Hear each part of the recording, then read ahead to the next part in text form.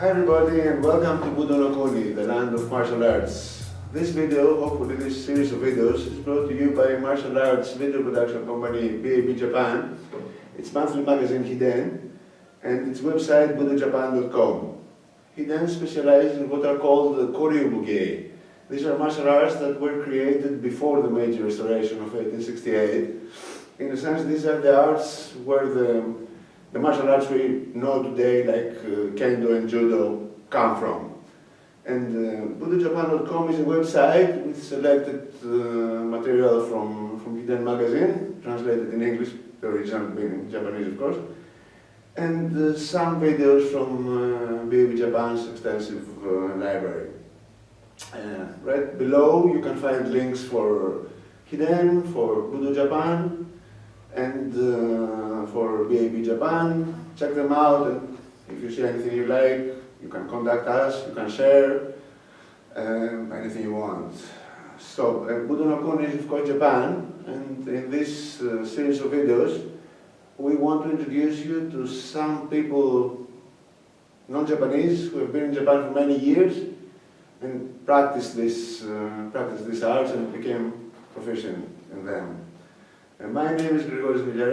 I've been working for Hiden for the last 6 years now as a writer and occasional photographer, and I've been also practicing these arts, one of these arts, for the last 10 years, first in Greece, where I come from, and now here in Japan. And for this first episode of Budo no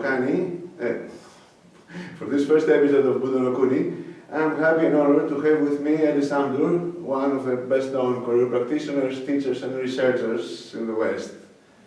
His involvement in the martial arts goes back almost 50 years now, 13 of which he spent here in Japan, where he first studied aikido, and then Ryu, Torite, Kogusoku, and Toda-ha, Buko-ryu, and Naginata Jutsu, becoming licensed in both of them.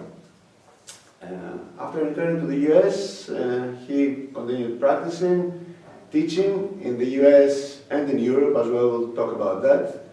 And he has written 3 books which I believe must be in every martial arts library. These are Dueling with Ho-sensei, Old School, and Hidden in Plain Sight. What I think is even more interesting is that he has found a way to use his martial arts training in his job as a psychotherapist and a specialist in the escalation of extreme states and crisis intervention.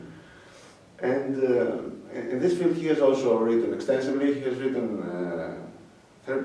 I counted 13 titles, which are mostly specific to professions that have to deal with these situations on a daily basis, like law enforcement, social workers, teachers, hospital staff and such. You can find links for all this, again, below. Make sure to check them out, and if you are interested in martial arts, which I'm assuming you are, and haven't learned a bit, read his books. Their perspective is unique. They're very different from what you expect from a martial arts book, and I think even if you're not practicing his arts, they will make you see your art in a different light. So, now for me, let's go to Ellis. Again, thank you very much for being here. And your personal history is pretty much all over the internet. You write in your books as well, but since this is the first episode of a series, could we have the Cliff Notes version? And you first started doing martial arts in? I was 15 or 16. And I first did some backyard karate. Okay. A man who was a legend in his own mind. I didn't know any better. I lost a fight, and that's where I started. Okay. Then I trained, there was a wonderful Chinese martial artist named Alan Lee, who was the first Chinese teacher on the east coast of America who was teaching non-Chinese. Mm-hmm. And one of his leading students, named George H.X., started a Nation of Islam faction of his school. and I joined it because they needed a Jewish guy. That's an interesting combination, Chinese with Nation of Islam. Yeah, yeah. And so I did that for a while, and later walked into an aikido school. I hadn't really been so interested in Japanese martial arts, but there was something about, there's a kind of cleanness and austerity in Japanese martial arts that's really attracted to me. And started training aikido in the States, and then off to Japan I went. You came to Japan to continue your practice in aikido, right? Yeah. Yeah. And well, again, it's it's a big subject, and you have written about him. But you're right. Your main aikido teacher was Terry Dobson, right? Yeah. So for those who don't know, there's a fellow named Terry Dobson, who was probably the second live-in student at the Aikikai, a non-Japanese live-in student. Foreigners have trained in Aikido longer than most people know. There were Russians training in Manchuria in the 1940s with Inoue Noriaki. There was an Italian man, I haven't been able to find any more about him, who actually trained in Tokyo in about 1940.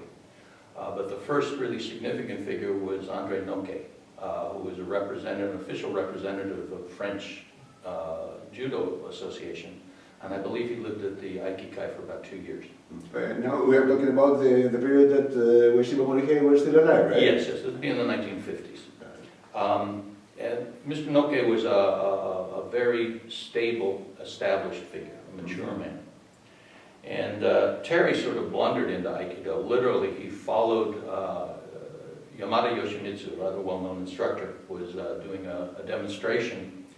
Terry blundered into this demonstration. There's a lot more to the story, but the Cliff Notes version. Okay. And he followed him back to the Hombu dojo from Yokohama like a stray dog and wouldn't leave.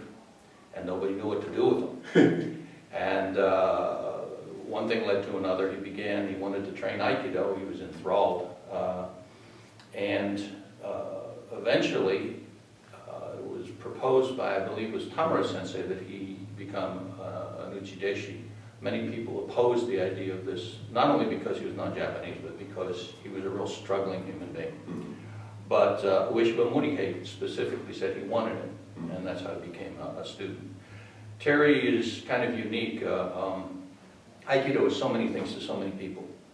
And a lot of people see it almost in salvationist terms, that training in Aikido is going to save the world, make world peace. Other people see it as a really hardcore martial art, although very few these days. Some people see it as a martial art that's kind of ritualized, attenuated. You have all these different perspectives. And Terry was right in the middle of all that, because he definitely saw Aikido as a transformational activity that could change society, but he was also concerned himself, that this art has some practical value. And I think he summed up a lot of the struggles of a non-Japanese person trying to learn an art with very traditional layers to it that he impartially understood to some degree. On another level, because he was like a bull in a china shop, he went very deeply into some things. I think one of the most important things Terry said is, one of the remarkable things about Ueshiba Morihei is he would single you out, and he would look at you and implicitly say, all these other guys, I'm just teaching them what little they can understand. I'm giving you the real thing. And he said to me, I honestly believe that that's what Ueshiba said to me. But I also know he said it to everybody else. And I'm the only one who thinks that's funny.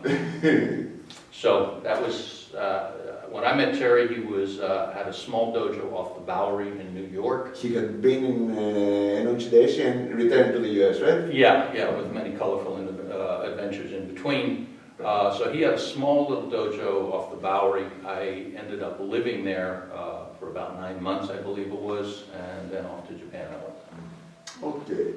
And so you continued your practice, your Aikido practice here in Japan at the Hombu dojo, and also at another dojo, a different dojo was your main dojo, right? Right. So I trained at Kuomori dojo. It was a young dojo cho named Kuomori Yasunori. It's in Sakura-dai, still exists as a dojo. Yasunori was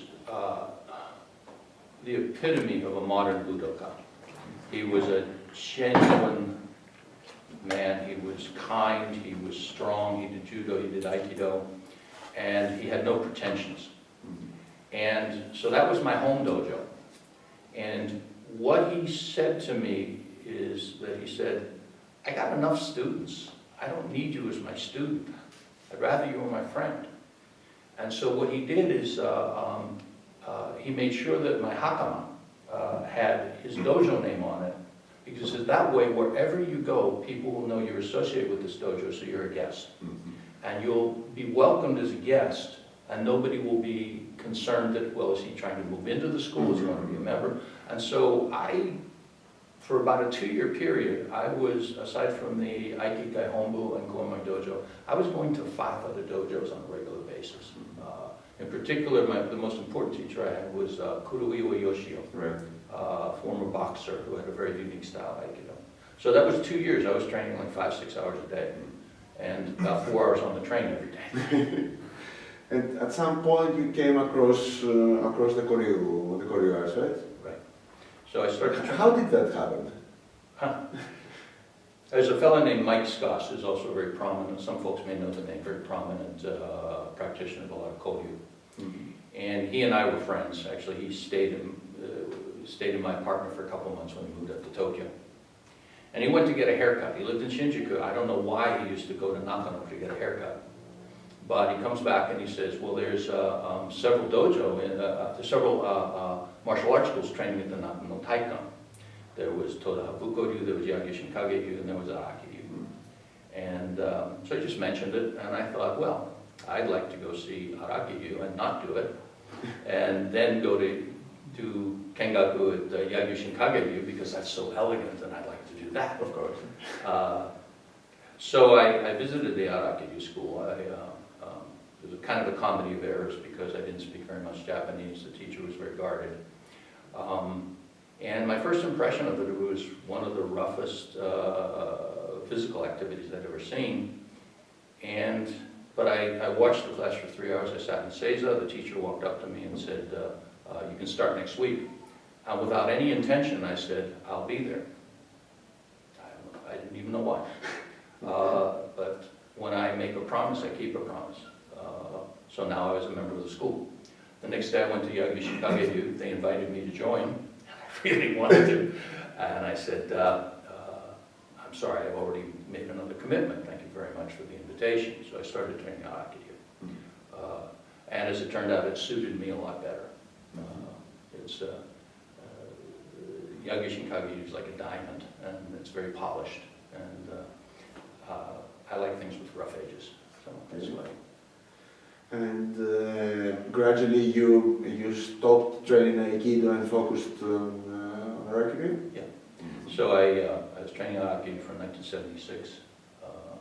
Trained Aikido through 1978, and I realized I just no longer leaned to that physical activity. I wanted to, my body, myself, I wanted to be doing Aikido. And about in 1978, I also started doing Toda-ha Buko-ryu. I wanted to do something with my then life, and Aikido wasn't suited.